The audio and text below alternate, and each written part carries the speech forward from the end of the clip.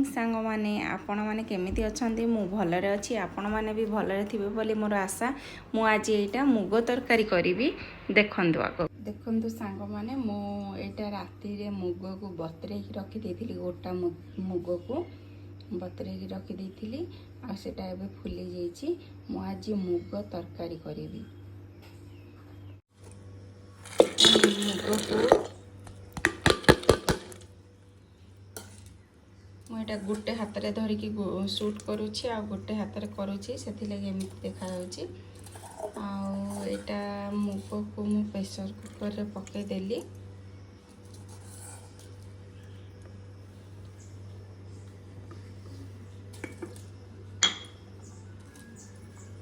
ए लुण देदेबा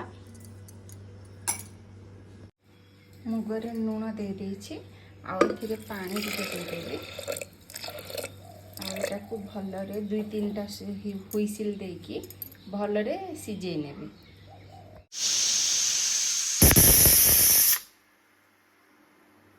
हुइसिल आसीगलानी आउ मोर हो गलानी एटा मुग सिझाटा ऑलरेडी हो गलानी सिझी गलानी मुगटा।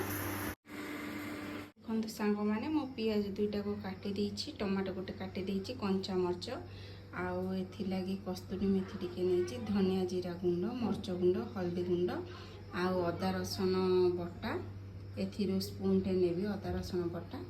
चलंदो स्टार्ट करिबा मुग तरकारी। देखंतु एठी कड़ाई ताती गलानी आउ मो एथिरे 3 स्पून ऑयल नै जेछि।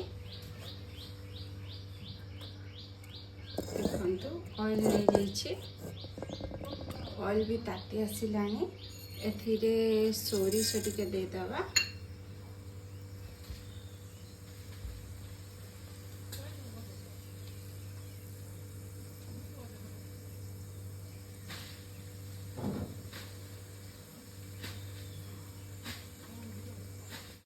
तो मुग सिझा मुग को सिझेला बेले टिके लुण दे देथिली सेथिरे आउ एटा खाली पियाजटा टिके भलरे भाजी हबो कि लुण टिके दे देछि एटा जल्दी जल्दी भाजी भी हो जाए लुण टिके दे देले। एटा सोरिष फुटी गला परे पियाज टमाटो कंचा लंका को दे देली आ सेथिरे हल्दी मरच गुंड धनिया जीरा गुंड कस्तूरी मेथी देकी टिके भलरे कसी नेली। देखंतु ए तरकारीटा बहुत टेस्ट लागे आपण घरे निश्चित ट्रायल करिवे बहुत टेस्ट लागे। एथिरे अदा रसुण पेस्ट 2 स्पून दे देली मु बेसिकली अदा रसुण पेस्ट टिके करी दे थाए टिफिन रे रखी दे थाए फ्रिज रे।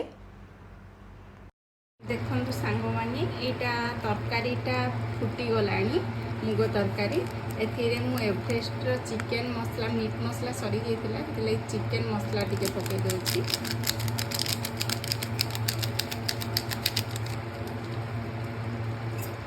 एटा खाइबा को बहुत टेस्ट लागे